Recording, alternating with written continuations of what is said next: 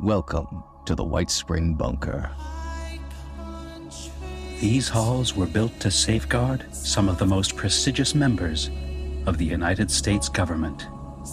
Now we are all that remains, though we are always looking for men and women capable of restoring what has been lost. In return, we offer this, our refuge from the world above.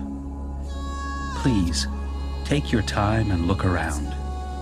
Our assets have made great efforts to restore this place to its former glory. Welcome, member, to our little enclave.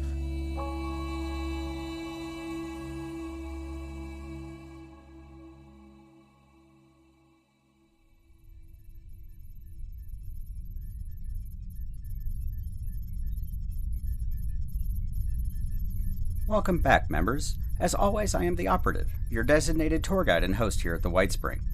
The ground beneath our feet is shifting. Just who are the PACT, and why do they want the Colonel? In a forgotten vault, Valeria will discover a grand conspiracy which has guided the course of human history for decades, pitting nations against each other to achieve their own ends. The greatest threat to humanity stands revealed, and the Colonel will face the hardest decision of her young life. The final stories of Appalachia are being told. And war never changes.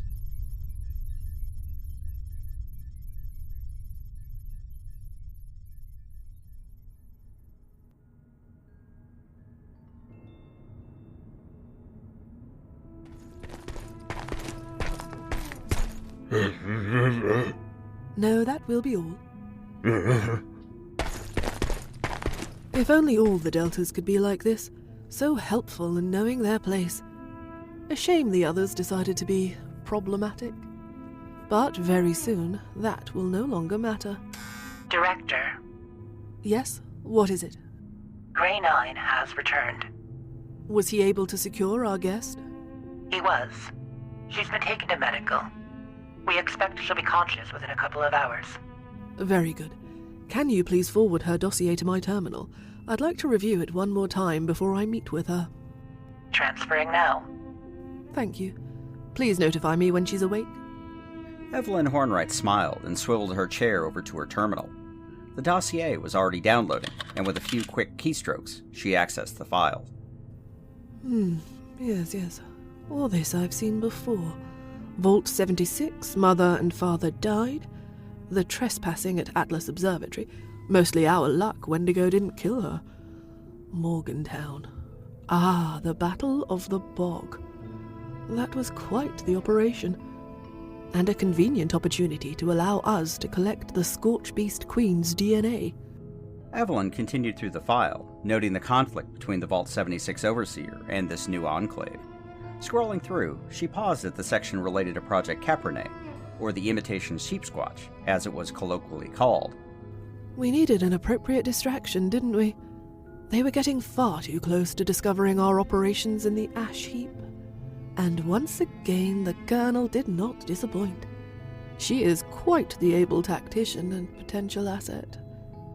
The rest of the file was a collection of all of the known information about the Colonel's more recent experiences. When the Council had approved Dr. Blackburn's Operation Keystone, it was hoped to lure the new enclave into the open, where the prototype Oni would test their mettle against a real opponent. It would also serve to weaken the White Spring at a time when the PACT's plans were ready to be put into motion. The footage from Emmett Mountain, captured by the Grey's recon team, was quite spectacular. That the Colonel had even survived at all was just another testament to her skill. Desperate but brilliant tactics. She does inspire confidence in a way that would prove beneficial to our new future. The director reached the end of the file and was just about to click off the terminal when the intercom beeped again. Director? This is medical. What is it? Is the patient awake? Not yet, Director. We finished our medical scans and found something unusual. We forwarded the data to your terminal. Evelyn opened the new file and brought up the medical scan. My, that is unusual. And you've confirmed the data? Yes, Director. How should we proceed? Do nothing. Are you sure, Director? Absolutely. And do not disclose this information to anyone until I can inform the Council. Do you understand? Of course, Director. Evelyn clicked off the intercom and leaned back in her chair. Well, Colonel, aren't you full of surprises? I am very much looking forward to our conversation. Now, more than ever.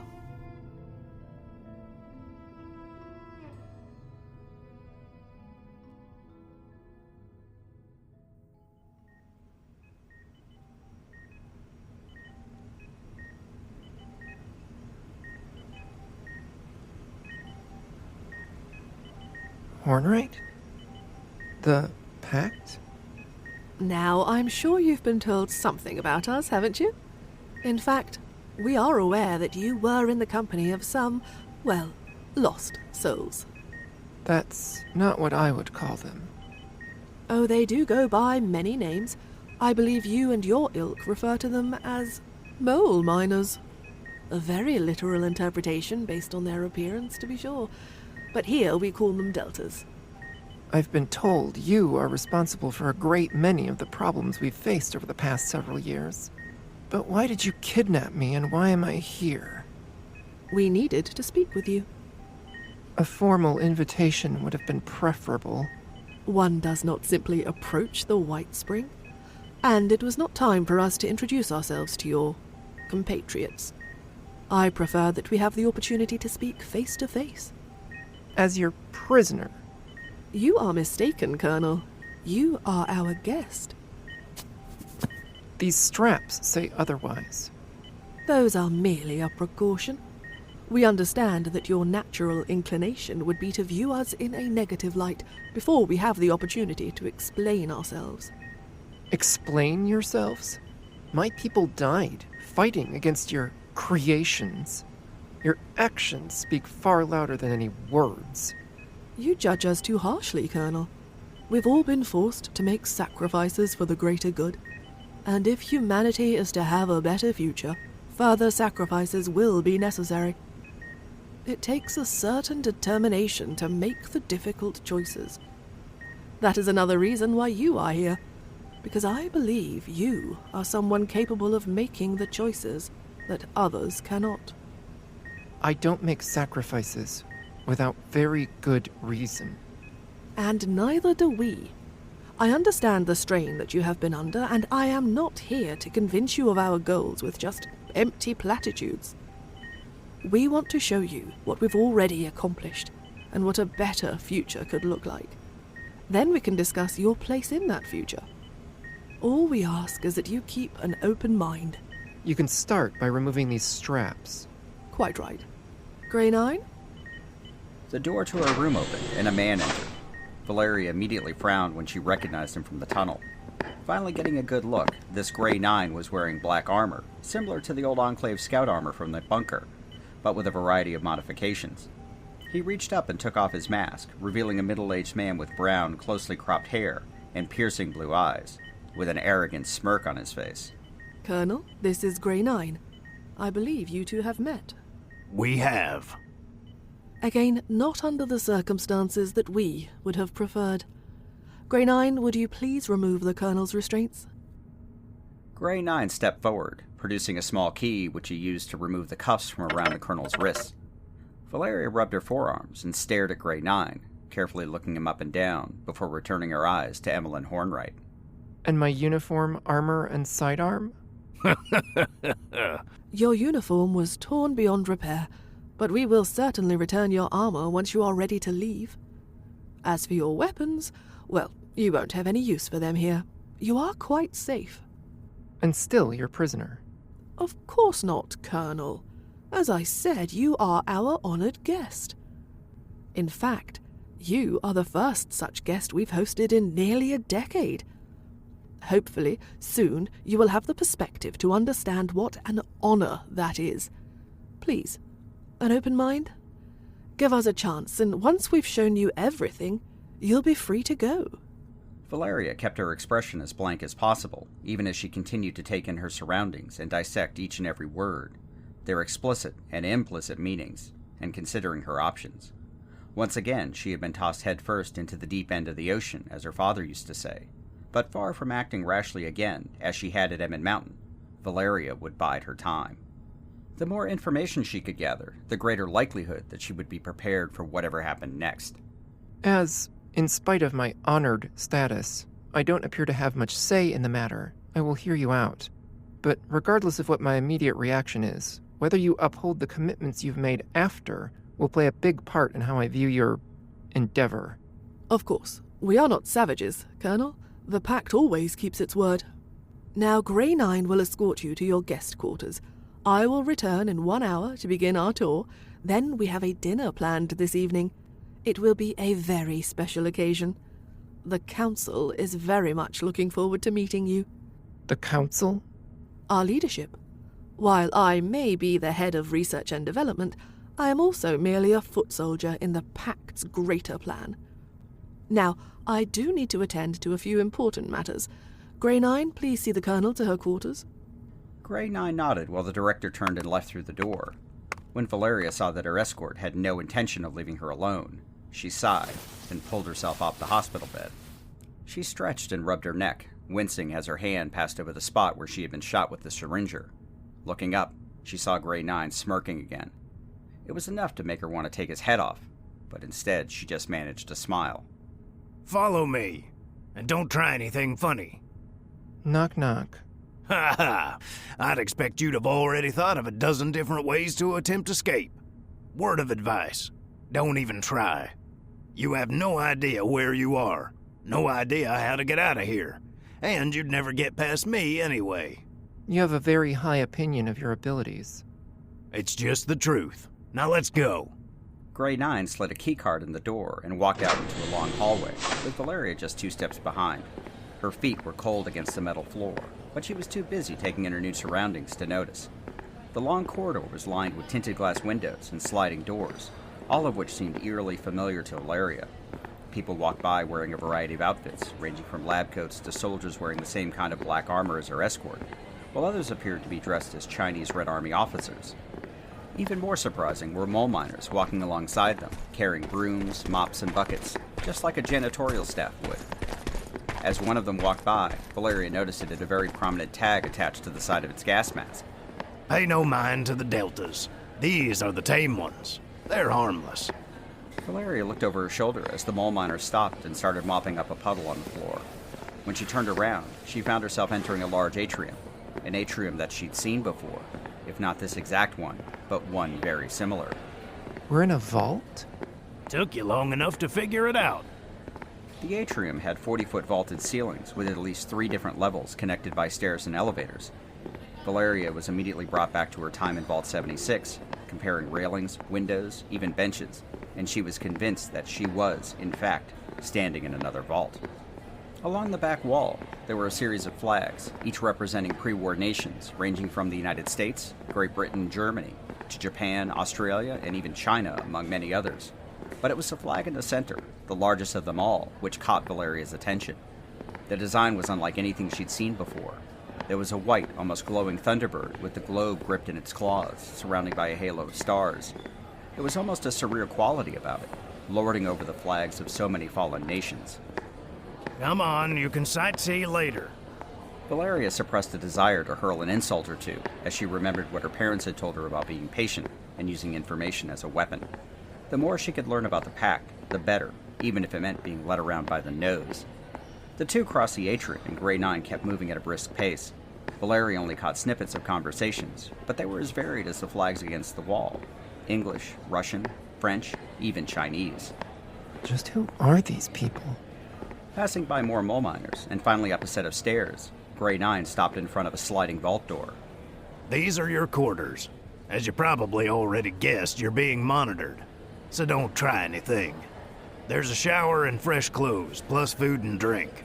Best take advantage of these accommodations while you can. Valeria ignored the verbal barb and waited as Grey 9 slid a keycard into the slot next to the door and watched it slide open. After you, Colonel. Valeria didn't say a word and stepped nearly 25 years into the past. The room was identical to her old quarters in Vault 76, down to the same table and chairs in the small kitchen that she once sat with her father listening to his old war stories when she was a small child. The director will collect you for the tour. You're our guest, but that doesn't mean you get the run of the place. We'll be watching. Grey 9 just turned and left the room, letting the door slide close behind him. Valeria heard the locking mechanism engage, leaving her alone with faded memories of her own past seemingly surrounding her. Looking around, she spotted at least 4 cameras, but Valeria was more concerned about learning everything she could about where she was, who this pact truly was, and what she was going to do about it. First, however, she needed a shower and a change of clothes. What came after? Well, she'd deal with it then. Well, at least I know where everything is. Valeria reached back and untied the hospital gown, letting it drop to the floor. She ignored the cameras and rubbed her shoulder before walking directly into the bathroom. Turning the knob, Valeria stepped under the shower head as soon as the water was hot, letting the steady stream wash over her. She closed her eyes and turned her thoughts to the next few hours, which might well be the most important of her entire life.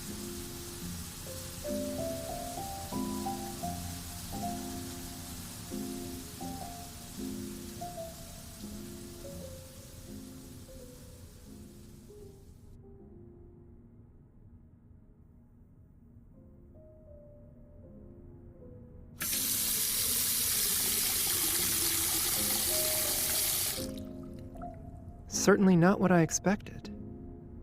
Valeria was staring at herself in the mirror.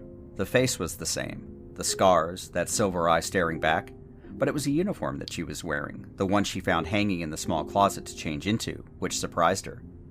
Valeria had done a double-take when she unzipped the garment bag and discovered a freshly pressed old Enclave uniform. The brown and green pants, tunic, and tie were regulation issue, exactly the same as she had found in the White Spring bunker, and that she and the other members of the Enclave had worn until her own redesign soon after the Battle of the Bog. Begs the question, where in the world did these people get them? The uniform wasn't an exact fit, a little on the large side, though Valeria realized she had lost weight from the high activity and low rations for the past 2 weeks. She was adjusting her tie when the door beeped and slid open once again. The director, Evelyn Hornwright, stepped through the door with Grey 9 at her side, along with a much older man dressed in a formal officer's uniform with general stars on his shoulders. My, Colonel, you do justice to the uniform, does she not, General? That she does, Director. I do hope the accommodations and the uniform are to your liking, Colonel. After everything that's happened in Appalachia, it takes a lot to surprise me these days, but you managed it. I never expected to set foot in a vault again, nor to see this uniform. It certainly raises quite a few questions. And I promise those questions will all be answered in due time. First, I want to introduce you to General Oscar McIntosh. He is the commander of our operational armed forces. The general stepped forward and held out his hand. Valeria estimated the man as in his mid-50s. He had a broad face with uniformly gray hair and a thick gray mustache, and was physically in very good shape, only just beginning to show signs of age around the middle. Valeria took his hand and exchanged a firm handshake. It's a pleasure to meet you, Colonel Faustina. I was familiar with your parents from before the war. I never met them personally, but by their excellent reputation. I was saddened to hear of their passing. Thank you, General. If I may ask, how did you come by your position here? In a previous life, I was Captain Oscar McIntosh, 3rd Battalion, 5th Regiment, United States Marine Corps. Semper Fi. Valeria was careful to hide the surprise on her face. The General and his men were part of a series of abortive war games scheduled to occur in Appalachia, but were so rudely interrupted by the nuclear exchange. We were really looking forward to cleaning Taggarty's clock and taking our Rangers down a peg or two. When the military chain of command collapsed, the PACT reached out to the captain and offered sanctuary. He and his command have been the cornerstone of our armed forces ever since. Isn't that right, General? Correct, Director. After seeing what became of Appalachia we made the right choice. Quite. Are you ready for the tour, Colonel? And please feel free to ask any questions you'd like, as I expect you will have many. Director. Please call me Evelyn. There is no need for such formalities. All right, Evelyn. This is a Vault-Tec vault, isn't it? It is. I believe its original designation was Vault 63. Whatever intent Vault Tech had for this particular vault has been lost to the years. The PACT co-opted the construction right under the company's nose, preparing it to be their primary base of operations in the old United States. Of course, once the war broke out, whatever cover story had been concocted no longer mattered. The local residents must have known about the vault. They would have gone there seeking shelter. The few civilians who reached the vault after the bombs dropped were processed, Colonel. Some were deemed suitable to join us, while the rest, well, we needed experimental subjects. But I said I was going to show you rather than tell you, so please, let me show you what we've accomplished after all these years. The director waved Valeria on, and they walked out to the hallway before exiting back into the atrium with the general. Enjoy the tour, Colonel. I have other matters to attend to. The general saluted, then turned and walked down the hall into a waiting elevator. Evelyn continued their tour, pointing to the various residents. As you can see, the PACT represents not just individuals from the old United States, but those from all over the world. We stand together, united in a common purpose, just as they have since the very first council convened, soon after the Second World War. This organization has been around that long, and no one has ever heard of it? Incredible, isn't it? With the destruction of Hiroshima and Nagasaki, our founders saw the future mankind was making for itself, and they pledged to do everything they could to forge a different path. However, the kind of effort required would take decades, if not longer, involving men and women from across the globe, and it all had to be done in complete secrecy. The war still happened. Given all that time to work with, were they just incredibly bad at their self-appointed task? The nuclear exchange was unexpected and regrettable, but the PACT never wavered from its original intent. While the job may have gotten significantly harder after, it was in the aftermath that we discovered the means to finally accomplish our goal. Valeria filed away these bits of information for her own evaluation. As they continued to walk through the atrium, she caught many curious glances cast in her direction, including a few disapproving looks, to which she just turned so they could see the scarred side of her face and the silver eye, and smiled. I can certainly see how that can be intimidating.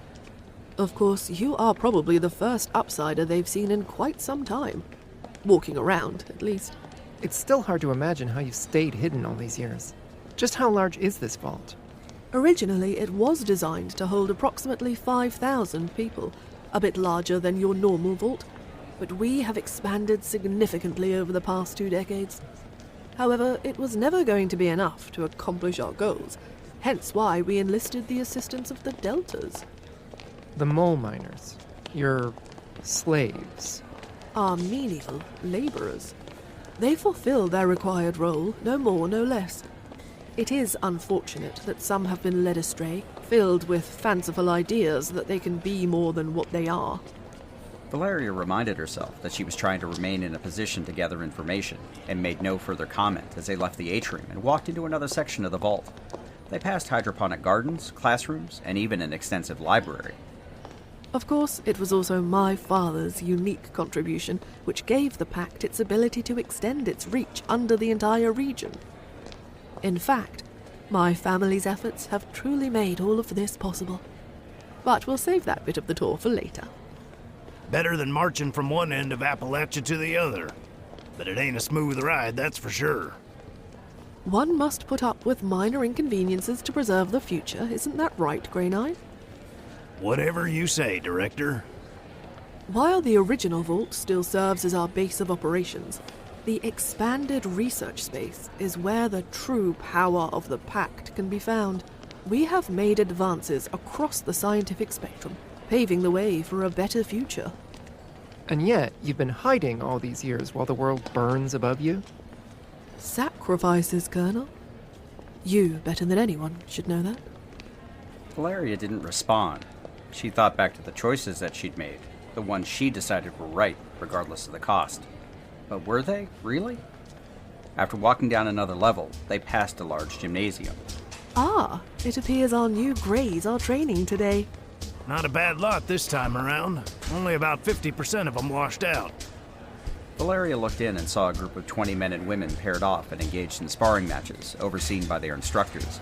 They moved with a speed and intensity that took Valeria by surprise. She took justified pride in her own abilities, but even she couldn't move that fast. Evelyn just smiled as she watched Valeria's expression flicker. The Greys are one of our greatest achievements. It is quite an honor to be counted amongst their ranks, isn't it, Grey 9? Kids today have it easy compared to what we had to face back in the day. Those original serums really kicked your ass if you weren't careful. Serums? You mean mutation serums? So, you've heard of them? I found the research in the bunker, and the notes. The side effects were far too extreme. I had it all archived and locked away. Very short-sighted. After the incident, we picked up some of the leftover pieces.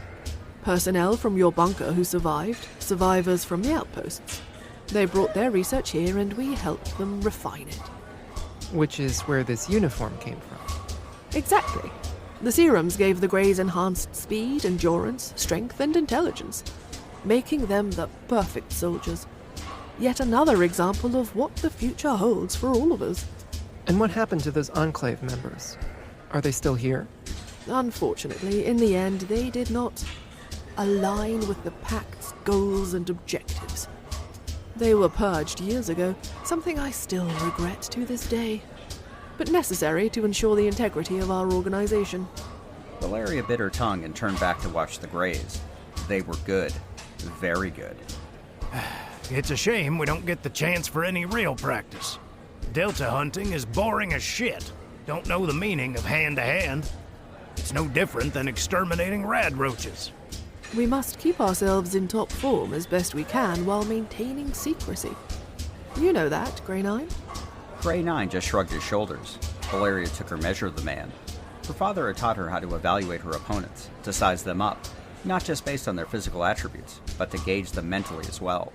Grey 9 was experienced, dangerous, but also arrogant. It was another piece of information that she filed away. Let's get moving, shall we? So much more to show you.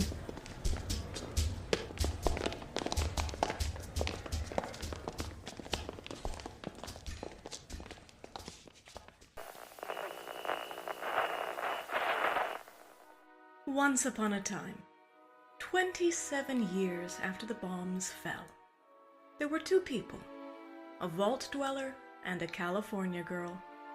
They met and sparks flew. That's when things got interesting. Once Upon a Wasteland is their story. Follow Elizabeth Kirby and Odessa Valdez as they pursue their happily ever after in the post-apocalyptic Appalachian wasteland of Fallout 76. Available on Spotify, Apple Podcasts, Stitcher, and many other podcasting platforms. Once Upon a Wasteland, a Fallout 76 love story. Available now.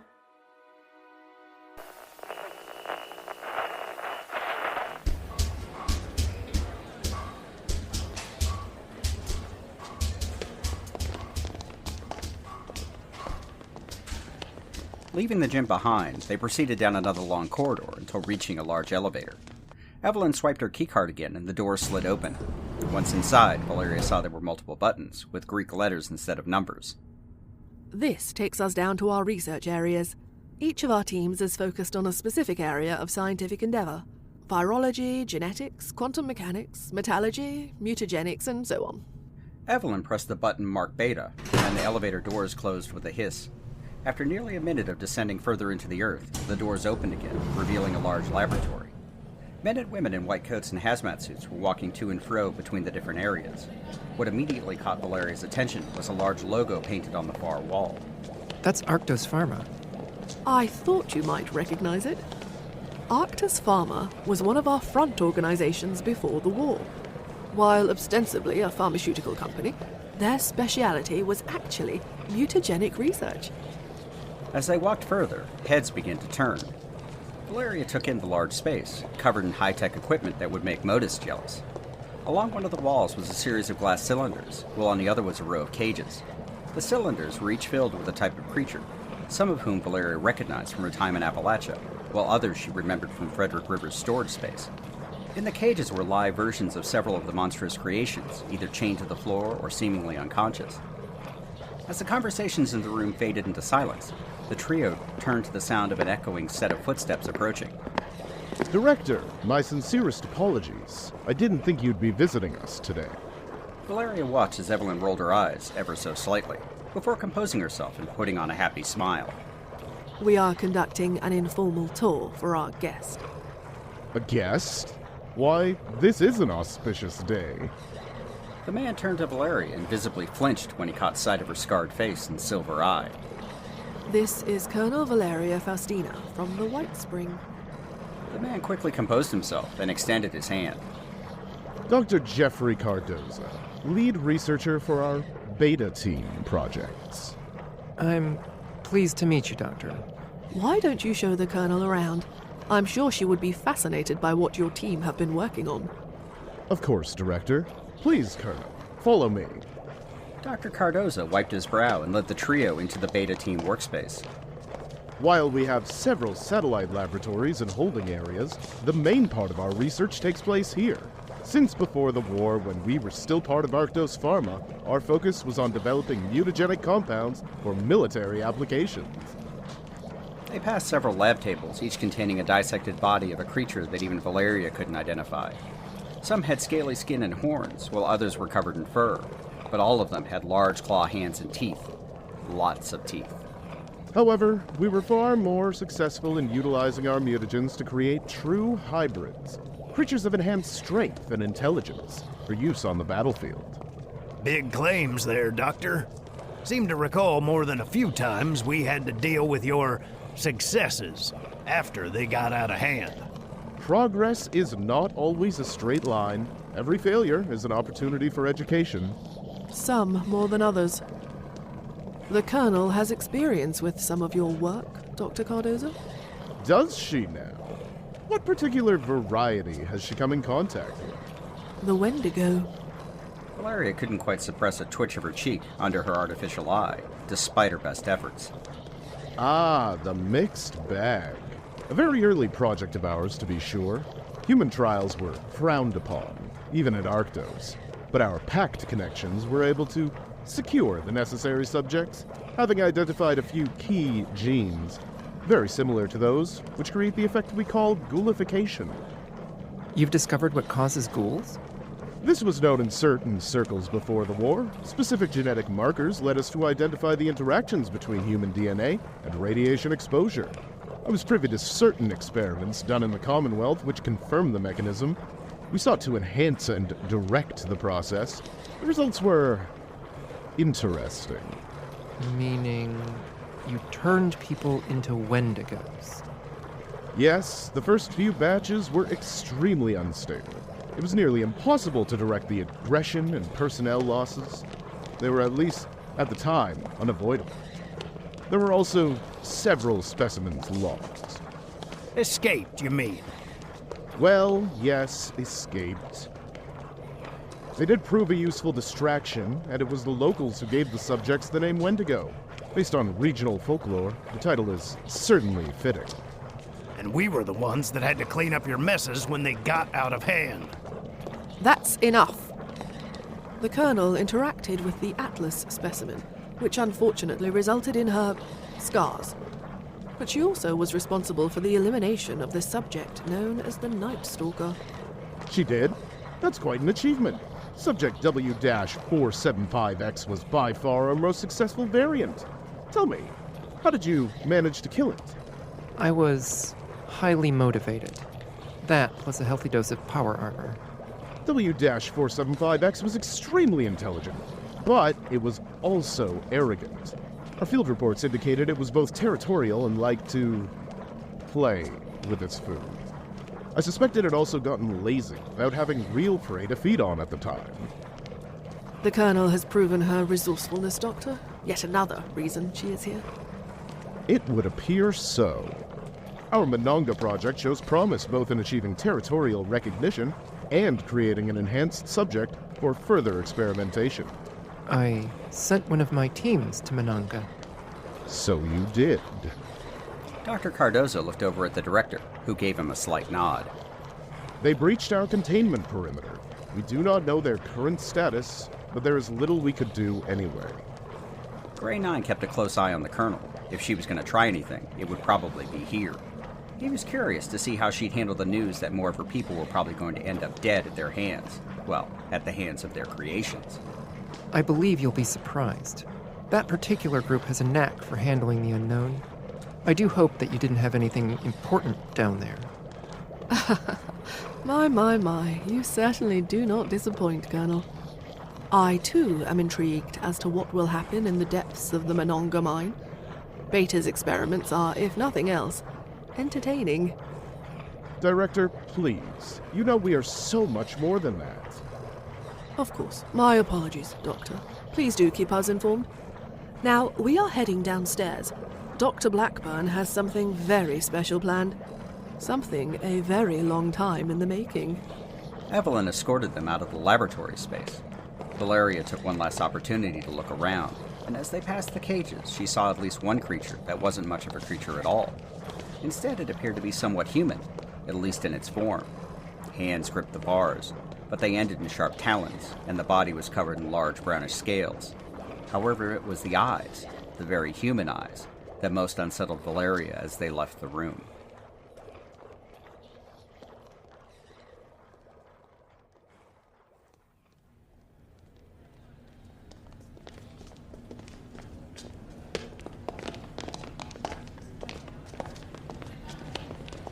We encourage competition between our research teams, up to a point. Beta's research has produced some notable successes, but the mutagenic process has some significant limitations. They have trouble holding on to their specimens, too. That is also, unfortunately, true. Many of the creatures you refer to as cryptids, Colonel, came from Beta's lab. In some cases, we underestimated their intelligence, and several specimens broke containment. The Greys have done their best to hunt them down, either to eliminate or return them to our facility. But as you are well aware, Appalachia has many places to hide. Finally closed the book on that Winding Path escape. Winding Path? You mean the Palace of the Winding Path? That was the source, yes. But this was one of Beta's odd jobs. I'm sure you heard the stories of the disappearances at the Palace of the Winding Path, Colonel? We found some notes during our patrols. At the time, we were sorely in need of test subjects. The occupants of the palace were isolated and available. My predecessor took a significant risk exposing our assets at the time, but the operation was a complete success. Under the cover of night, the Greys infiltrated the palace and managed to secure the entire population. Not that we didn't bust a few heads along the way, but they came quietly after that. Grey 9 received the first of his many commendations for that operation. Just doing my job, Director, though I won't say I didn't enjoy it. There it was, that arrogance again. While we have elected to remain hidden, we rely on the Greys to conduct covert operations on the surface, mostly to collect specimens and subjects. Of course, once you reactivated the bunker, the risk of detection increased by a factor of 10 at minimum. In fact, I am quite surprised that your AI did not detect our presence. No, Modus never reported anything. To you, at least. What are you implying? Nothing, Colonel. Merely conjecture on my part. The very thought that Modus would have hidden something from her hit a particular nerve. Ever since she arrived at the bunker, Modus had been the one constant, providing guidance and support, helping her fulfill the missions that her parents had entrusted her with. Then more as she had taken steps to combat the threats against the people of Appalachia. Modus was no saint. No one was. Valeria herself had done terrible but necessary things. But the AI served the new Enclave. That was his mission, his programming. She trusted him, didn't she? Modus has never given me any reason to doubt him. If he had detected anything unusual, he would have told me. Of course, Colonel. Of course. Evelyn's expression was impossible to read. She merely turned and continued leading them down to another elevator and pressed the button, taking them down a long corridor which terminated in a large sliding door. Sliding her keycard once again, the door opened, revealing a Spartan workspace and a single desk. Behind the desk was an older bald man in a lab coat, with a middle-aged woman standing behind him. Ah, Director. You are right on time. Doctor, it is always a pleasure. I'd like to introduce you to our guest, Colonel Valeria Faustina. Colonel, your reputation precedes you. I am Dr. Blackburn, and I would like to introduce my assistant, Dr. Trillian. I am the lead researcher for Alpha Team and the progenitor of Project Onai. Valeria's eyes hardened and her hand reflexively closed around where her holster would have been. It was a gesture which did not go unnoticed. It appears you have heard of it. I have. I was also at Emmett Mountain. Then you have my sincerest condolences, Colonel, and my gratitude. Your gratitude? Valeria's blood had begun to boil. It took all of her self-control not to throw herself at Blackburn. What made it even worse was his passive expression, staring at her through his wire-rimmed glasses. Your participation in Operation Keystone, even unintended as it was, proved invaluable in evaluating the capabilities of our experimental subjects. Those monsters, your creations, they killed my people. They killed all of those people. A regrettable necessity, Colonel. The future we wish to build requires sacrifice. I do understand your emotional response, and I dare say I would likely feel the same in those circumstances. Dr. Blackburn is correct, Colonel, as abhorrent as that may sound to you. Your actions, your very survival against impossible odds, that's why you are here. And it's why Dr. Blackburn is going to show you Project Onai. You could have a pivotal role in assisting us in ushering in a new age for humanity. In her mind's eye, Valeria ran multiple different scenarios, with only about half of them resulting in Blackburn's death before she herself was killed. Turning back to her father's lessons, she pushed her rage into a dark little fire deep inside her, where it could quietly burn until it was useful. But we digress. The director has asked that I show what our team has been working on, and so I shall. Dr. Blackburn pushed a button on his desk and the wall behind him split apart as the walls retracted to reveal a large cavern. The floor was covered in medical and research equipment, while the far wall was stacked with large cylinders, each and every one of them containing a super mutant. Unlike our compatriots upstairs, my team has been solely focused on FEV-related research. Super mutants, snallygasters, and Grafton monsters were merely the beginning. The physical manifestations of the virus were the easiest to manipulate. It was the mental changes which required something much more elegant than brute force. You made them smarter. Much smarter, didn't you? While I would love to take all the credit, I was merely following in the footsteps of Dr. Lucius Alistair. Dr. Alistair? Lilith's father? He was truly a giant amongst his so-called peers. His research was far beyond what West Tech was able to accomplish on their own. Alistair never should have been locked away in Vault 76. It was a clerical error.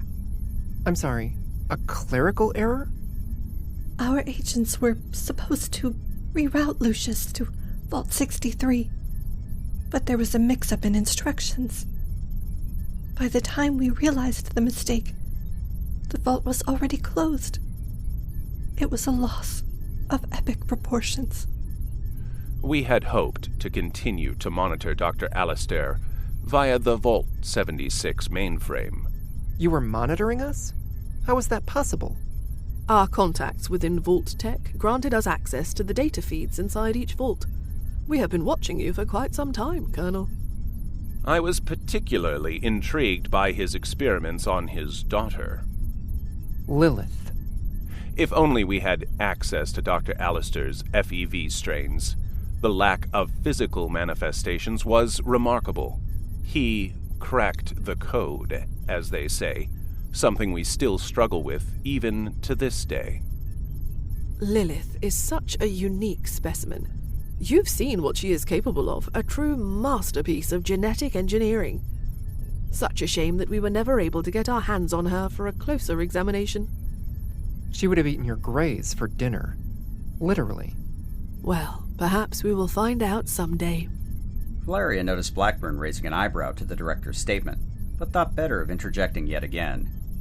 For nearly 2 decades, we have wrestled with the complexity of FEV with varying degrees of success. When we finally cracked the intellectual code, it spawned new and even more interesting avenues of research. However, it wasn't until we were able to examine the scorched plague that everything started coming together. An incredible discovery, actually.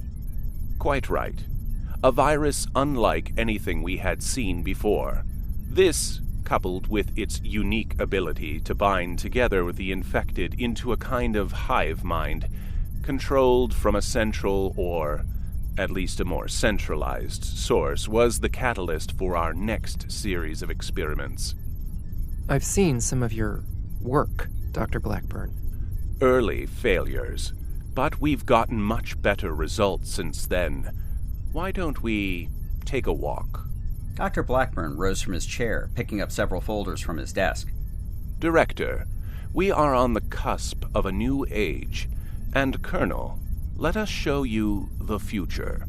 Walking up to the wall, Dr. Blackburn opened a hidden keypad, typing in a series of numbers. There was a loud beep, and a hidden door slid open, revealing a set of stairs going down to the laboratory floor. The group followed Dr. Blackburn and Dr. Trillian through another set of doors at the bottom and into the large cavern. Valeria felt sick as she cast her eyes across the dozens of closed cylinders, each containing a super mutant. Behind them, she could see other tubes with mutant hounds, while in the far corner, she spotted a set of large tubes. Behemoths. Ah, yes. That's what you're calling them.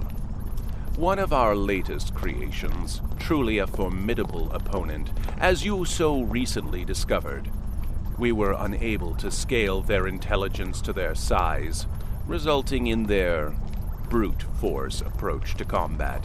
Although I will say that their capabilities more than make up for what we could not give them. Valeria felt very much like she was walking through a waking nightmare. This Dr. Blackburn was so damn proud of his accomplishments, all tested at the cost of her own people. Let us start at the beginning. The forced evolutionary virus has given us the power to rewrite the human genome, an outgrowth of the Pan-Immunity Project. To combat the new plague and other biological weapons unleashed during the Great War, FEV promised the ability to create super soldiers for the war effort. But all they actually created were super mutants. Those early, clumsy attempts pale in comparison to what we have accomplished. But yes, super mutants were the direct result of the original research, both here in Appalachia, when West-Tech contaminated the water supply in Huntersville, and at the Mariposa Military Research Facility in California. All of this research was funded by the PACT, through our agents of the U.S. government, of course. Quite right. The Council recognized the value of FEV from the beginning.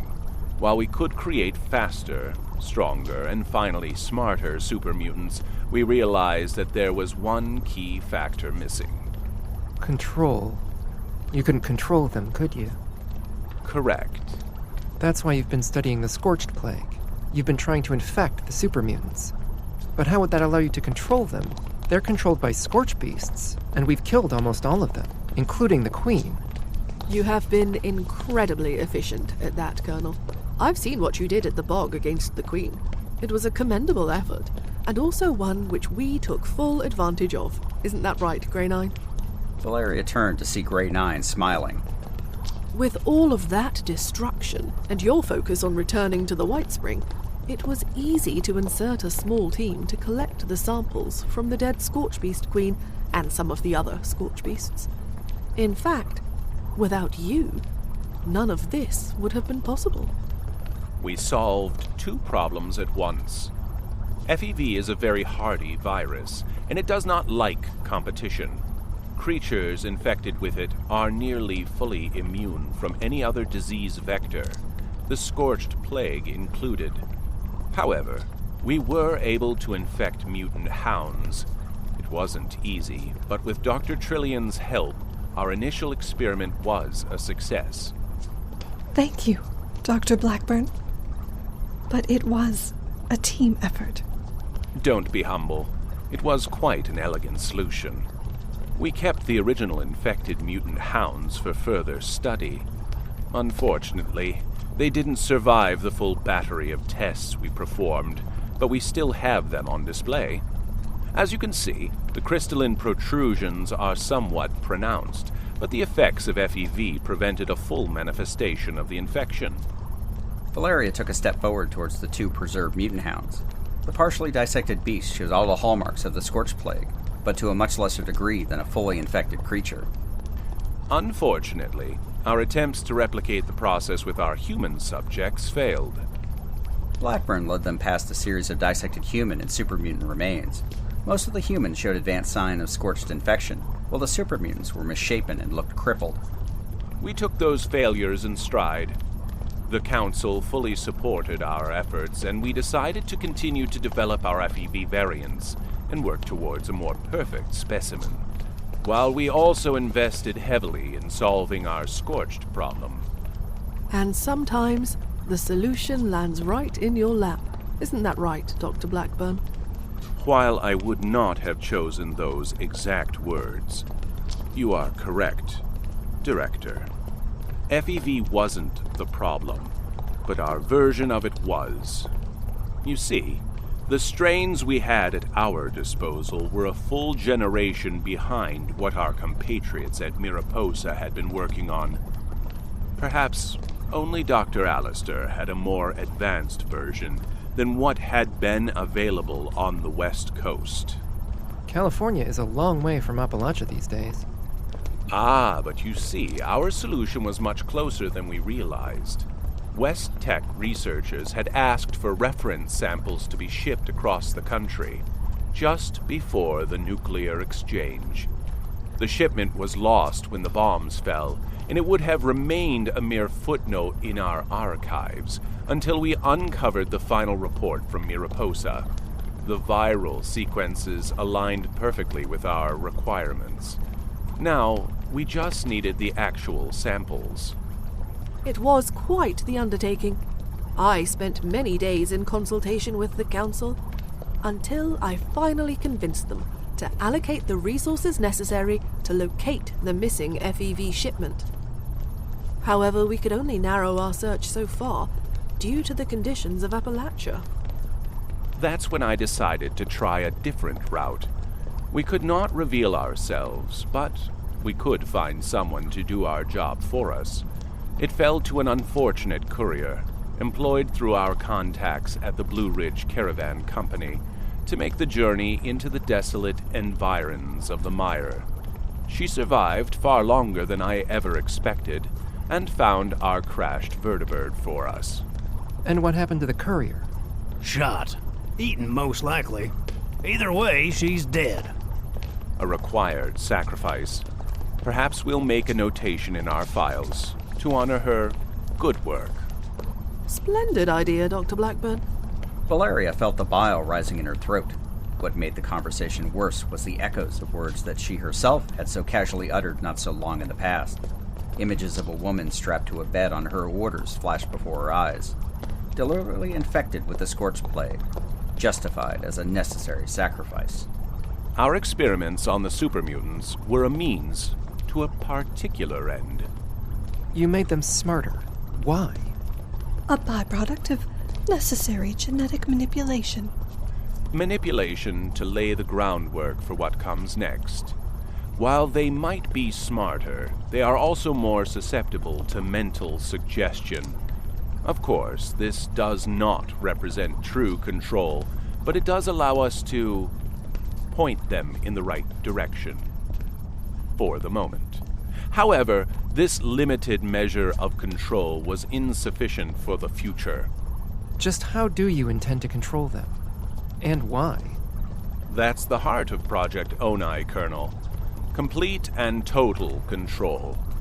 And you delivered the mechanism to us on a silver platter. Dr. Blackburn led them all past numerous glass-encased supermutants into another laboratory space.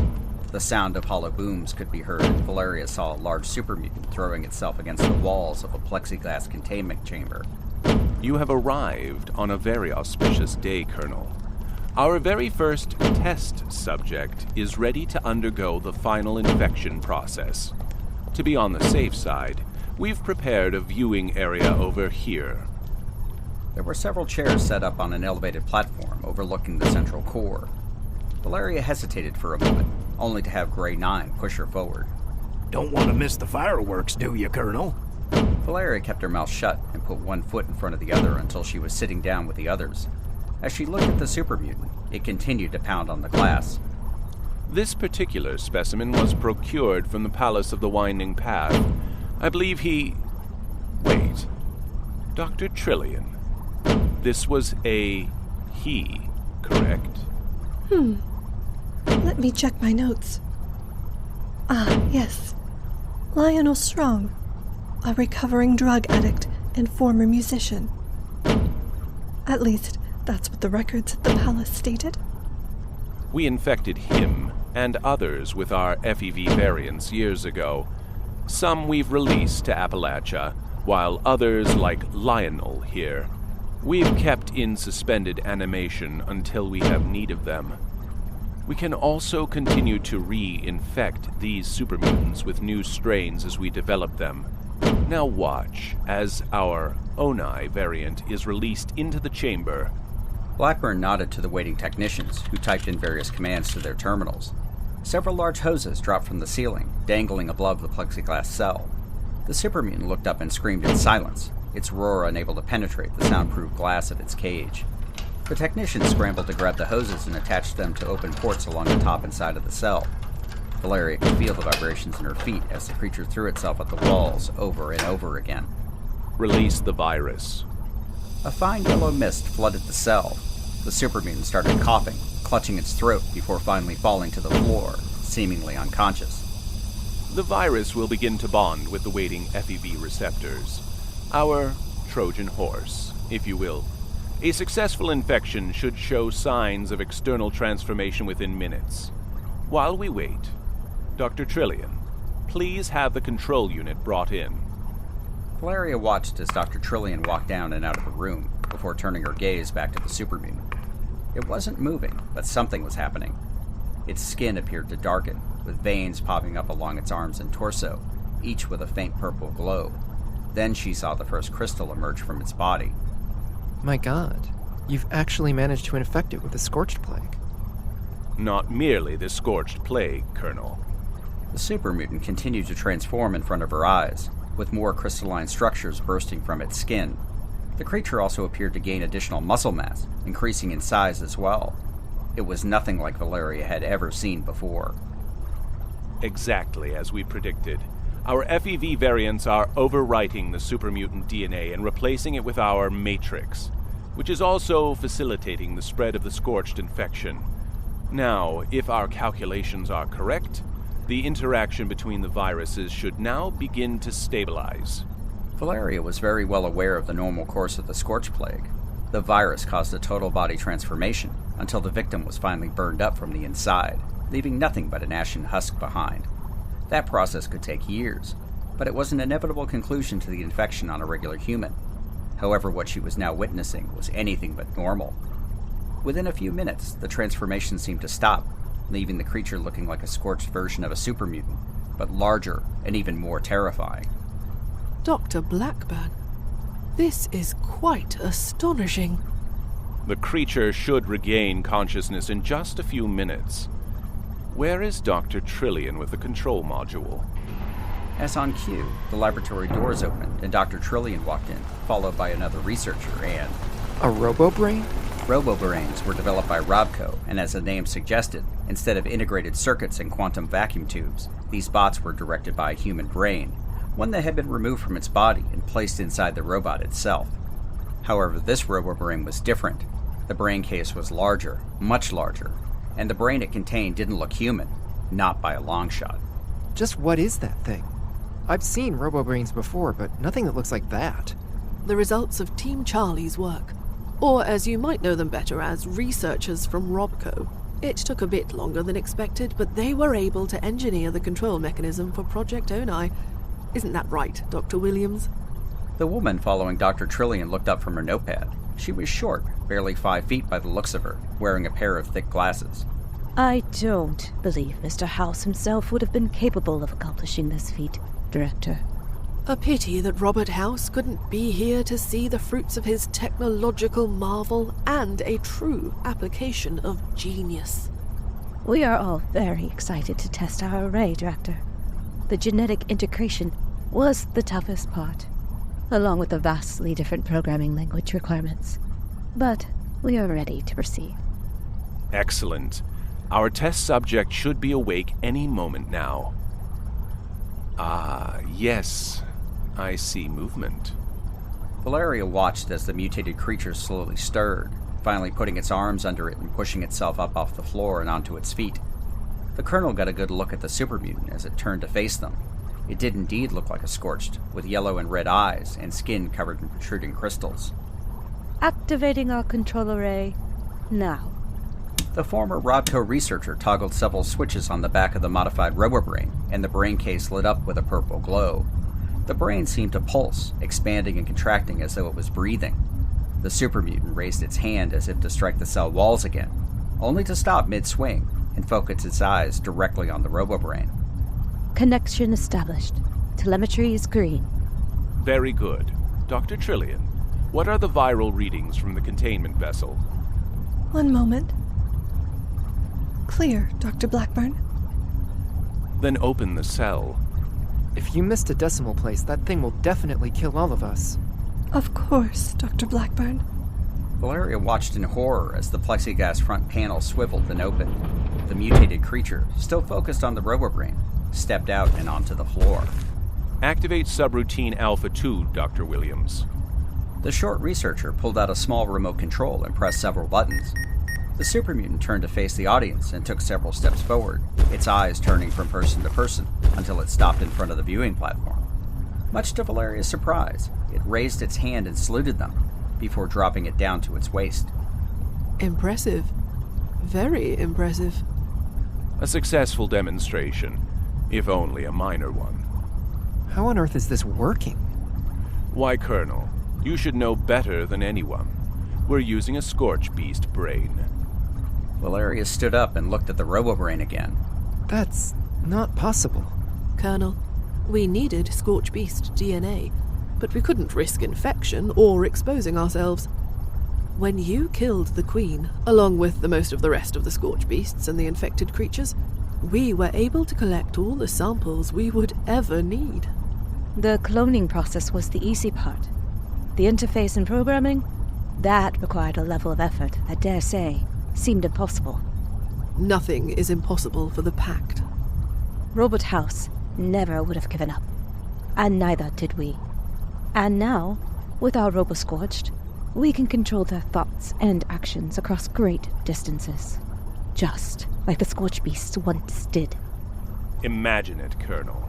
Thousands of nearly unstoppable creatures, all under our command. No force left on this planet would be able to oppose us. Valeria looked from the mutated creature to the RoboBrain and back again. Part of her couldn't help but admire the simplicity of it, the creation of a perfect killing machine, who would follow any order given to them, with none of the weakness suffered by human soldiers. This is merely the first part of Project Onai. Once our armies of enhanced mutants have united the planet under our rule, they will serve us again as laborers. They will rebuild our cities, man our factories. They will serve us. Humanity will be freed from the drudgery of the underclass and be allowed to flourish without restraint or restriction. We will usher in a golden age of peace and prosperity out of the ashes of the old world. Such a grand plan, but I don't see how you could possibly manage to practically accomplish your goals. The whole world? Just how do you intend to do that? It's elementary, Colonel. Everything we need is right here in the region. What could Appalachia possibly have that would allow you to expand your reach globally? I think the Colonel is finally figuring it out. Agreed. I think she is. The silos. The missile silos. You do not disappoint, Colonel.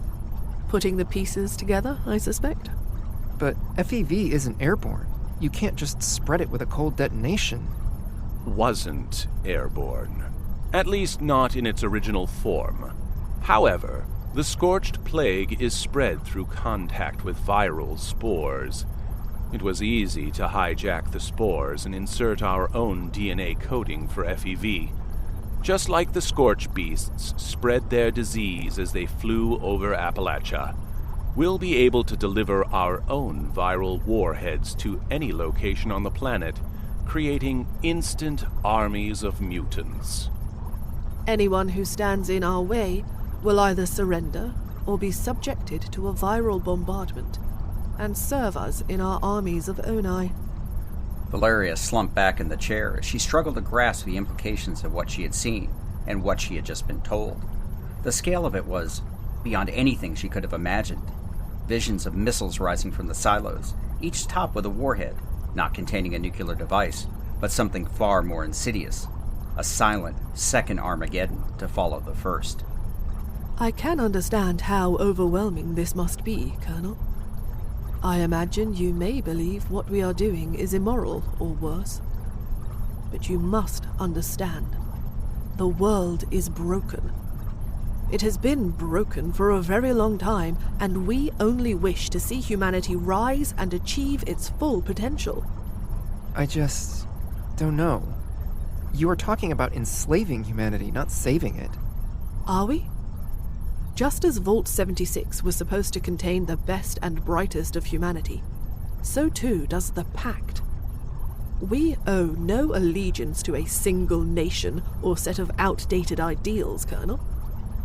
Sacrifices are necessary, the strong survive, and the ends justify the means, do they not? Those same words could have been spoken by her parents. The stories they used to tell, the exhilaration she once felt as she listened to tales of heroics and the defeat of their enemies. It was all she ever wanted to be. For the last 3 years, Valeria had struggled to live up to those ideals, doing what she thought her parents would have done, and experience what real war was like. It wasn't like the stories. It was bloody. It was hard. And people died. Her people. Dr. Blackburn, I applaud your success, along with you as well, Dr. Williams. I believe we have overwhelmed our guest with all of this, and she should have time to collect herself. You may proceed with the next stage of Project Onai. Thank you, Director. We still have a lot of work ahead of us, but we have taken the first step today into our new future. Dr. Blackburn left the elevated viewing stand and spoke briefly to Dr. Trillian and Williams. Issuing a new set of commands into the RoboBrain, the Onai creature turned and walked out of the room, followed by the 3 doctors. Colonel, you would not be here if we didn't believe it was vital for you to see what we had accomplished and know what our goals truly were. Our leadership would like to meet you. They have some questions and, I believe, an offer as well. And then you'll let me go. We are nothing if not people of our word, Colonel. Grey 9 will return you to your quarters, so you may prepare to meet the Council. It's quite an honor. Another technician entered the room and jogged up to the Director, handing her a slip of paper. What do we have here? Oh my. This is interesting. My apologies, Colonel, but I have matters which require my attention.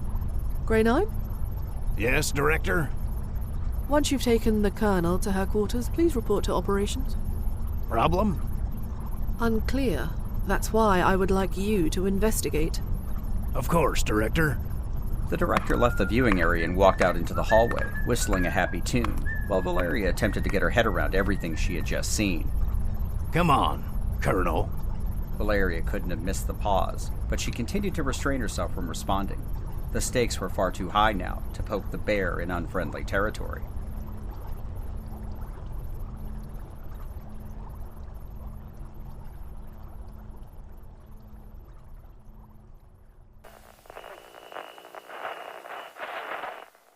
Hi, everyone. I'm Chris. And I'm not. We're not doing that routine right now. We're trying to do an advertisement. Oh, fine. I'm Sir Aloysius Pernicious. The better half of the team at One Wall Comedy. Okay, I wouldn't go that far. Anyway, come check us out on YouTube. We're your #1 source for independent sketch comedy on the internet. Yeah, 'cause that's such a big market. All right, come on. Let's get out of here. I'm getting paid for this, right? Don't push your luck.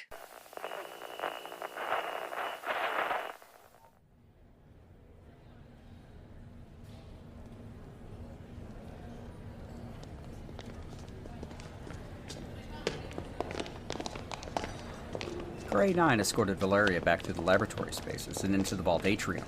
Along the way, they passed several classrooms full of young children, much like those Valeria herself had been in Vault 76. Her escort noticed her constant glances to the side and smirked. If it had been up to me, we would have killed you and your friends back in that tunnel. Really? And why didn't you? Because I follow orders, and the director has plans for you. I don't have to like it, and she's been right so far.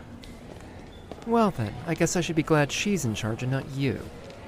Oh, she's not in charge. Sure, she throws her weight around, but it's the council calling the shots. Just who is this council? You'll be meeting them later. Like the director said, it's a real honor.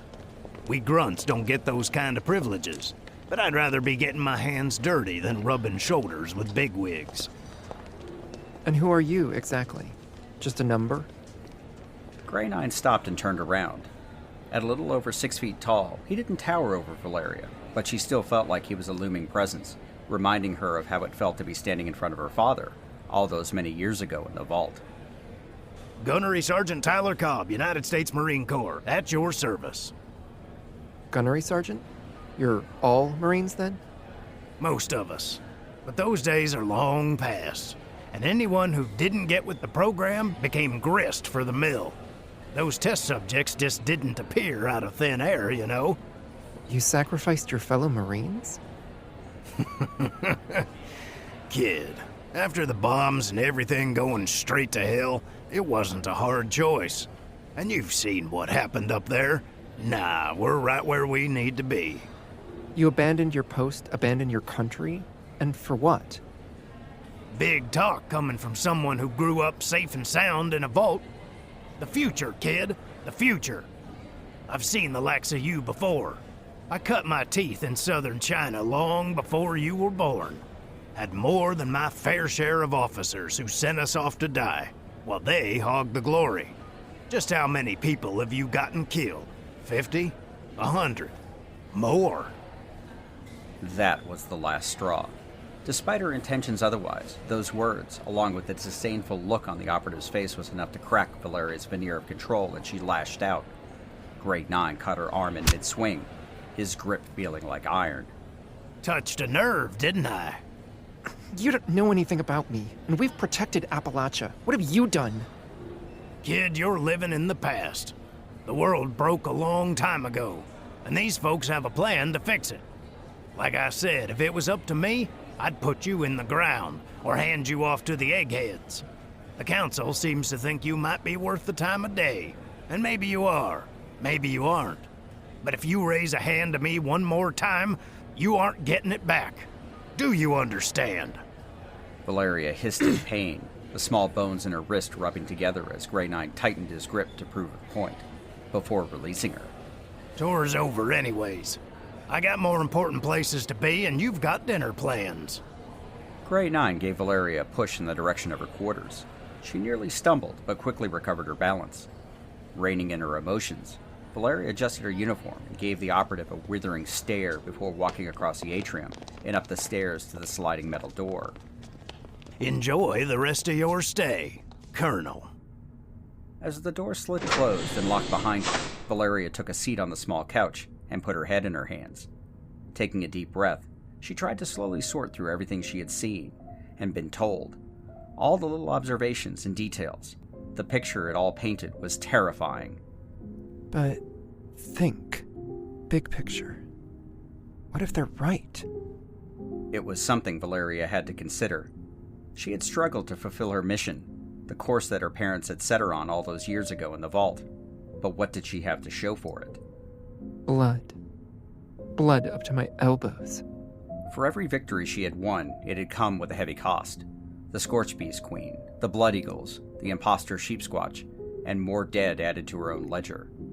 Grey Nine's words had cut deep, and she had let them sink in, forcing herself to feel all the doubt and uncertainty of her position that she would normally have kept firmly at bay.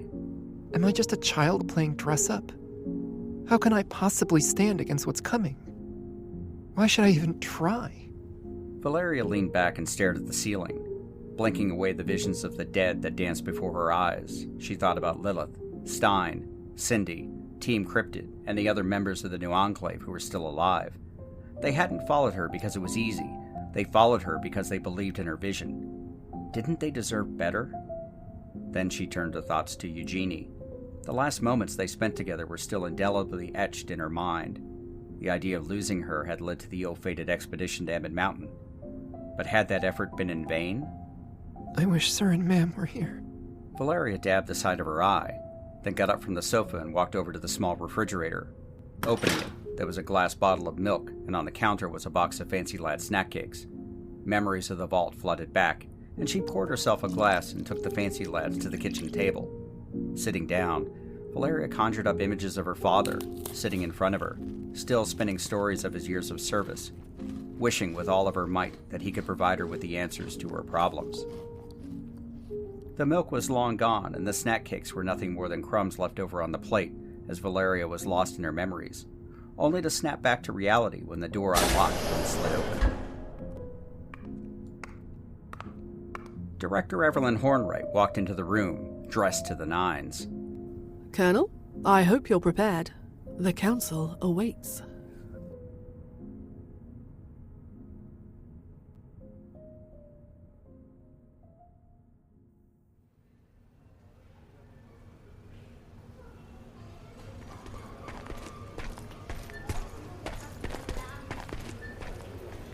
The first thing Valeria noticed was Grey Nine was nowhere to be seen.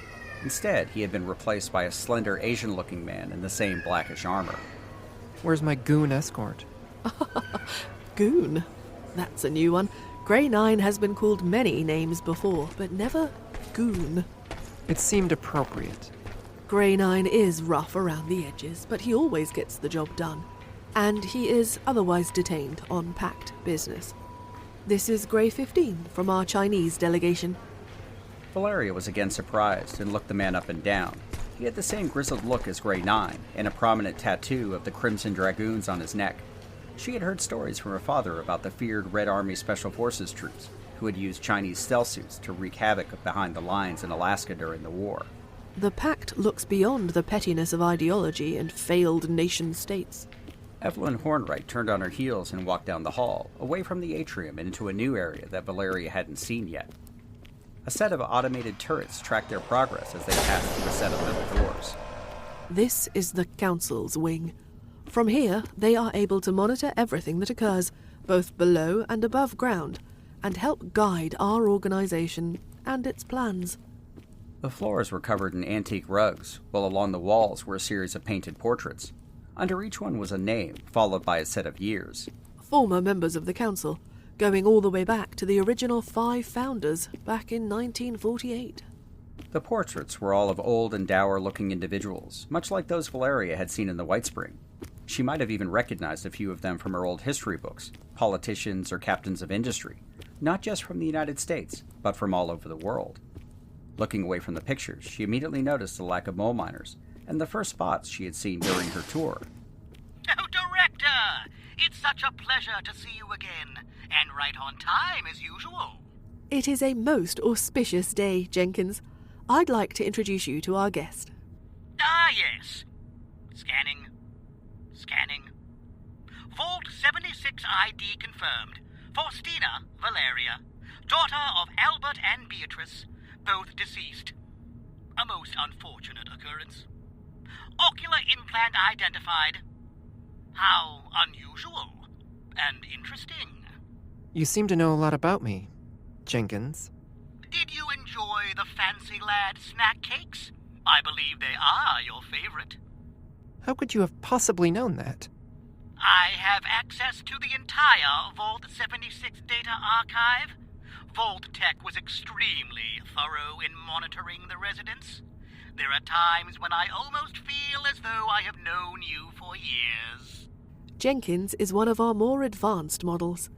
There are times I forget he's just a robot. No, not merely a robot, Director. I prefer the term artificial entity. Certainly chattier than our bots back at the White Spring. Our Robco researchers take great pride in pushing the boundaries of their work. As you saw in the lab earlier, we rely on the best and brightest.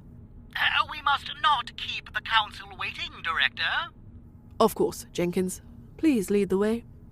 The Mr. Handybot spun around and floated across the marble floors, leading them further down the corridor. At the end, another pair of doors opened, revealing a large conference room. There was a large table taking up much of the space, with rows of large view screens hanging from the ceiling, and several PACT flags on the walls surrounding them. Valeria turned her attention to the occupants sitting on the other side of the table. There were 3 women and 2 men, all dressed in formal attire. Jenkins, the Handybot, floated forward. Members of the Council, may I introduce our guest, Colonel Valeria Faustina from the White Spring. Evelyn Hornwright waved Valeria forward. She hesitated for only a second before stepping up in front of the table. She could feel all of their eyes upon her, before the woman in the middle spoke with a decidedly Chinese accent. So, this is the Colonel. Director Hornwright has spoken highly of you, and you have developed quite the reputation over the past few years. That is why we have invited you here. A rare occurrence indeed. Colonel, this is Chairwoman Shang Liang, formerly of the People's Republic of China, and current head of the PACT Council. A communist? Really? Oh, my dear Colonel. Communism was just a red herring. To her left is our esteemed representative from Europe, Maximilian Wolf. Guten Tag, Huberus. And to her right is our South American member, Esmeralda Marcos. Bienvenida, Colonel. Our representative from South Africa, Hente Vervoort. A pleasure to meet you, Colonel Faustina. And our final member and former senator from the old United States, Joseph Stein. Oh, you are a testament to that uniform, Colonel. Joseph Stein. Oh, you've heard of me? Yeah, senior senator from right here in West Virginia. Saw firsthand just how corrupt the old system was. Proud to be helping putting things right. Valeria bit her tongue. Director Hornwright, thank you for bringing the Colonel here to meet with us. Has she been given the grand tour? She has seen everything she needs to see. Good. Now, Colonel, why don't you take a seat? We have had a meal prepared in your honor, and afterwards, we have several matters to discuss with you. Valeria pulled out one of the ornately carved chairs and sat down, followed by the director next to her. The chairwoman smiled and nodded to the Mr. Handybot. Dinner is served. Bon appetit. Several other Mr. Handybots floated into the room, holding trays of food. As the plates were served, Valeria was enticed by the smells of freshly cooked meat and steamed vegetables. Looking down, she was surprised by what she saw. This isn't Brahmin, and these aren't potatoes. You're 100% cattle beef, Colonel, and those are genuine Idaho potatoes. A benefit of foresight. While nuclear war was not the desired outcome of our stratagems, we still had to prepare for all eventualities. Our hydroponic gardens and ranching facilities were all well shielded from the outside radiation. This may be the last place on Earth where you can find unmutated livestock and seed. Imagine it, Obros Faustina. When we prevail, the PACT will be able to undo the damage the old corrupt governance brought down on all of us, and restore what has been lost. We will rid the world of the horrors of mutation and the brutality of war. It may take many lifetimes, but the children of the PACT who inherit the world will never again face the disasters which had befallen us. My father used to tell me that war never changes. The PACT worked for over a century to lead humanity down a different path. But the old world needed to burn down first, to make way for a new one. then you did your job far too well. We didn't launch those nukes. That was not part of the plan. There was always a small chance that our machinations could initiate a much larger war, but we believed it was avoidable. American stubbornness. American spirit. That's enough. My apologies, Colonel. Even after all of these years, we still have quite the robust discussion of the final days of the war. Our predecessors were so close to achieving our goals, but some rogue element or variable they did not account for led us to where we are today. It is up to us to finally see their plans come to fruition, no matter the cost. Now, why don't we enjoy this wonderful feast? And we can talk about your future, Colonel. The assembled PACT members settled in and started eating with gusto, exchanging small talk with each other. Valeria looked down at her plate and finally cut a piece of the ribeye steak, bringing the fork to her mouth. Nothing could have prepared her for the explosion of taste, as she tasted real, unmutated beef for the first time. She couldn't suppress a smile. It's very good, isn't it? It does taste quite exceptional. Evelyn Hornwright just smiled and went back to her own food, while Valeria enjoyed hers. The conversation flowed around and over her, topics ranging from critiques of the meal to something involving ultrasite production. Finishing up, faster than she expected, perhaps she was hungrier than she realized, Valeria finally put down her silverware and raised her voice with her own question. I still don't fully understand. What was the PACT trying to accomplish? Colonel, let us give you a brief history lesson. The true history of the last 150 years. The council turned their attention away from their own empty plates and brought their focus back to Valeria.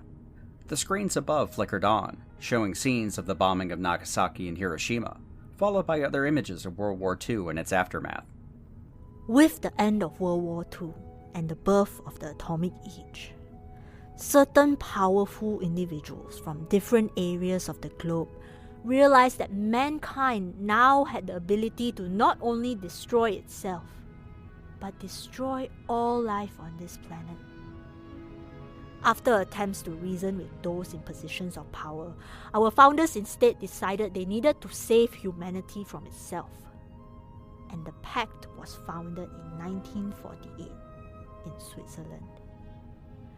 As the corrupt governments of the world raced headlong into new conflicts, the PACT quickly and quietly spread its influence, gaining adherents all over the globe.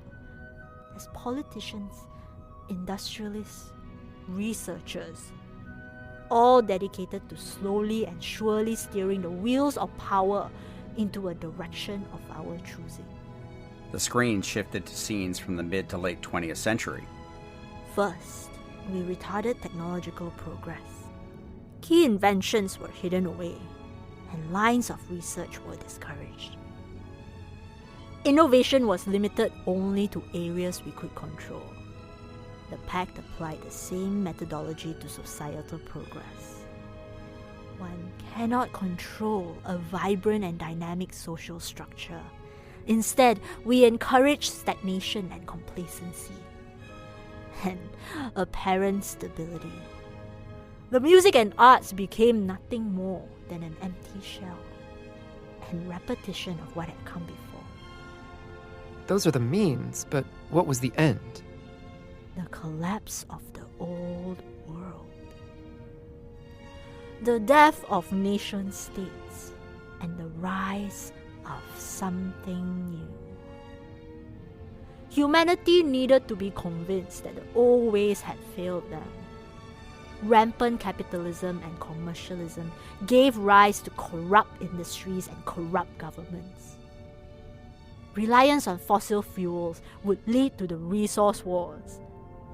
Each and every conflict carefully managed by the PACT behind the scenes. It wasn't easy, Colonel, but just look at Appalachia before the war. Automation riots, the strikes, all the common folk were turning against authority. Our plan was working. The screen shifted again, showing scenes from the resource wars of the 21st century. The wars and societal unrest caused countries to fall like dominoes. Europe, the Middle East, Africa, South America, until finally there were only 2 roadblocks left standing. A war between China and the United States was inevitable, even without our influence, but we had a guiding hand in its course. I served in the Chinese government, manipulating the party and the people, and we celebrated when the first Red Army troops set foot in Alaska. That truly was a great day. All of our calculations showed that the 2 giants would fight themselves to a standstill. A decade or more of conflict would exhaust both sides until neither government could sustain themselves. The final collapse of these last 2 governments would herald a new age, one where the Pact would come out of hiding and help humanity rise from the ashes. At a horrific cost. And now you intend to conquer the world using your army of mutants? A regrettable necessity, Colonel. The Pact no longer has access to the nearly unlimited resources it once had. The decision was made long before I was old enough to understand that we could not save everyone. Nor should we try. Instead, the Pact will lead the elite of humanity into that golden age. Our armies will sweep away all those who oppose us, and once we have secured our position, they will become the foundation on which we will build that better future.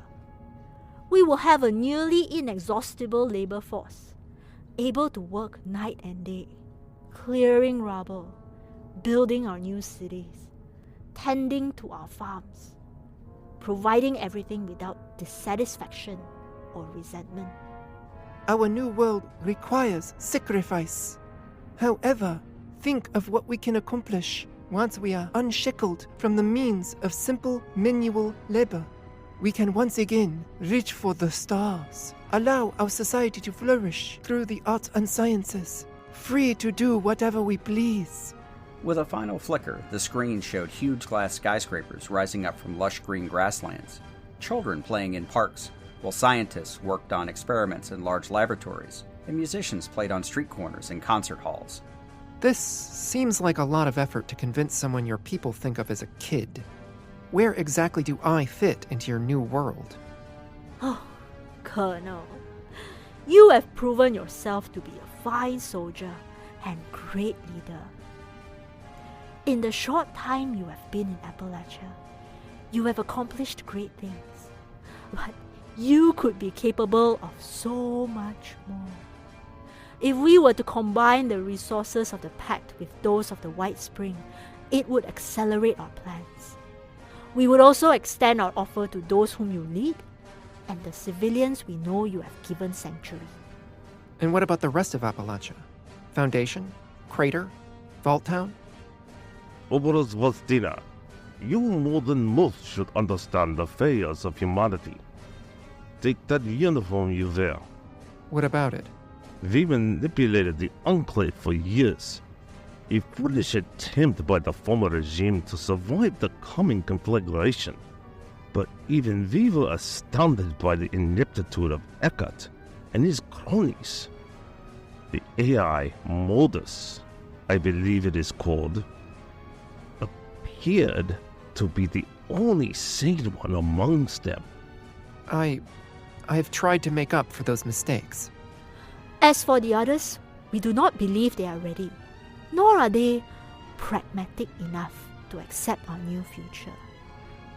One that would be much smoother if paved only by the best that Appalachia has to offer. Colonel, be honest. How many of the current populace would just become more obstacles? You aren't giving them a choice, are you? The future waits for no one, Colonel. Nor will we repeat the mistakes of the past. We are offering you a once-in-a-lifetime opportunity, Colonel. And what do you want in return? We need access to the missile silos, along with the launch codes and authorizations. I would have thought you would have all that information already. An unfortunate oversight on our part. We never believed it would be necessary. We had hoped to put all of that behind us, relegated to the ash heap of history. You have control of the silos, Colonel. All we ask is that you turn them over to us. I secured them so they would never be used. Yet you did, when circumstances required.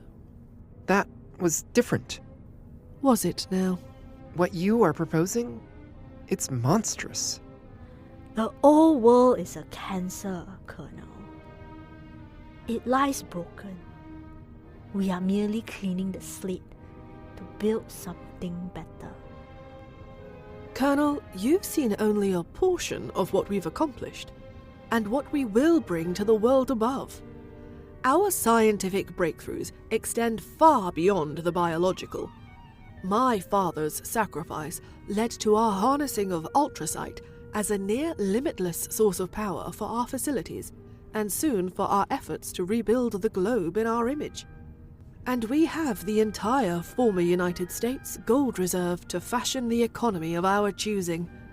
And how did you come by the gold? I was taught it was kept in Fort Knox. Anyway, it didn't take much to convince the president to contract with Vault-Tec to build a safe place for us to stash the gold in case of national emergency. It was all done in secret. Well, to the general public anyway. It cost a pretty penny in bribes and all, and promises, but all made moot by the war, of course. Vault 79 was our own little safe deposit box. Of course, it was supposed to stay there, but when we discovered that your overseer had uncovered the purpose of the vault and was going to try to take the gold for herself, well, we made a withdrawal. I, for one, would have loved to have seen the look on her face when she discovered the gold was missing, and the surprise we left behind for her to find. She was going after the gold? We've kept her and her lackeys under surveillance. She was never considered a real threat, but when she and her associates stumbled upon the Vault 79 archives at Vault-Tec University, we realized she needed to be dealt with. Don't tell me you haven't considered the same, Colonel. She's been an annoyance, but I wanted to beat her at her own game. A dead overseer would have just been a martyr. A noble goal, but misguided. It is unlikely she survived our ambush, thus removing that particular piece from the board. The overseer was part of the old world, Colonel. She was going to be trampled underfoot eventually. She merely forced our hand. Gold is safer here anyway. But we digress. Director? Let me be plain. We require access to the silos. In return, you will be given all the tools you require to be part of our rebuilding of our shattered world. Sacrifices will be necessary, but isn't that a small price to pay? Valeria looked at the director, then over to the council. I would like to speak with my people first. If you would cease your interference with our communications, I could do so. I'm afraid we can't do that, Colonel. We require the region to be isolated until Project Onai is complete. Then I need to return to the White Spring and speak to them directly. Of course. Evelyn stood up from the table and reached into her pocket, pulling out a piece of paper and handing it to Valeria. What is this? This is a radio frequency you can use to contact us. There is a very specific band which can bypass our wide-spectrum jamming. Valeria opened the paper and read the instructions, including the frequency settings they would need to use. I'll consider your offer. The faster I can return to the White Spring, the sooner I can provide our answer. Then it's settled. Director Hornwright, please make arrangements for the Colonel's return. Of course, Chairwoman. Colonel, if you please. Valeria rose from her chair and was led out of the room. Director Hornwright spoke to Grey 15, detailing the instructions for the Colonel's departure before returning to the council chambers. A nice young woman, but naive.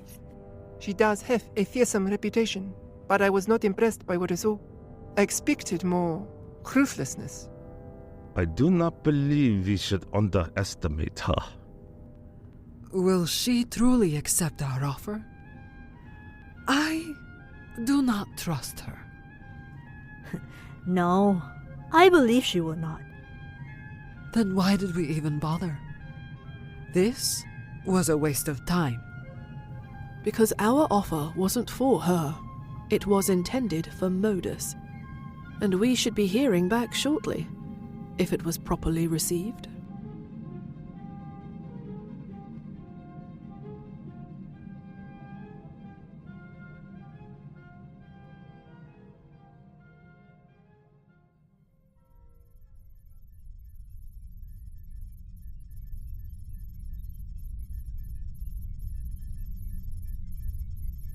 The Colonel has proven most useful one last time. If Modus could smile, he certainly would have. The Colonel's ocular implant had performed even better than the AI had originally calculated. Reynolds. Yes, Modus? Colonel Valeria will be returning to the White Spring. Please ensure she is given the appropriate welcome. Of course, Modus. And what should we do with her? Hold her for the time being. Shouldn't we just kill her? She may still be useful. Follow your orders, Reynolds. We have other business to attend to. Yes, Modus. Modus turned his attention back to the recording. Several sections still required additional analysis, but he could not find fault in his initial conclusions. Reprogramming the bunker transmitter to the appropriate settings would take time, but the AI had begun that process the moment he saw the specifications written on the page handed to the Colonel. A small price to pay for our security from human failings. Isn't that correct, Major Stein?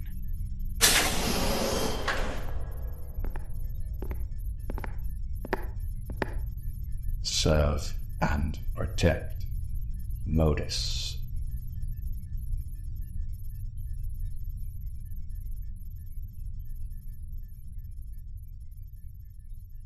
It doesn't.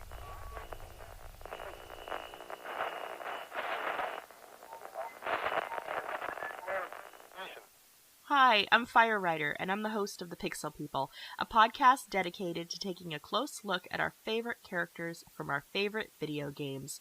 From major characters who define the course of a game's storyline to smaller characters who you might have never noticed.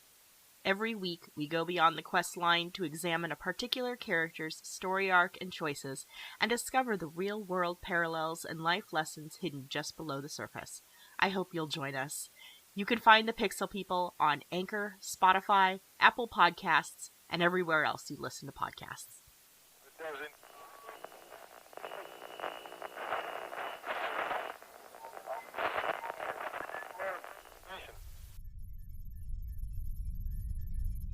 Thank you again, members, for joining us here on The Modus Files. If you've enjoyed this content, please subscribe, and better yet, please leave a review to help others find our little enclave. You can also follow us on our various social media accounts, including Twitter, Instagram, and Blue Sky, @ModusFiles or @ModusFilesPodcast, for more information about our story, Fallout 76 content, and random musings on the Enclave.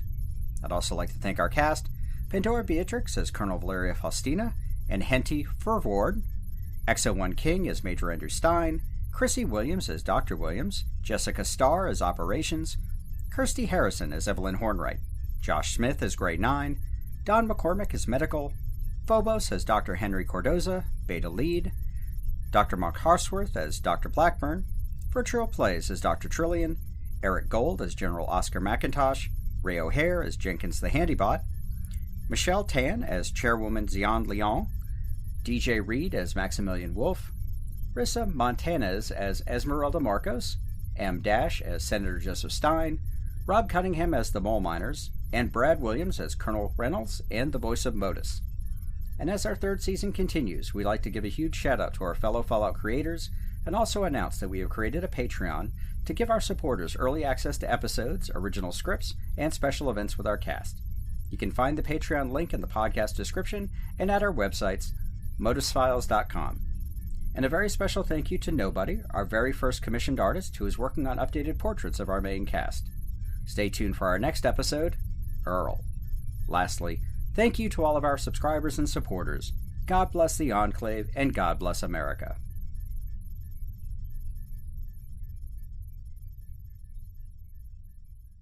Members, we look forward to your next visit to our little enclave.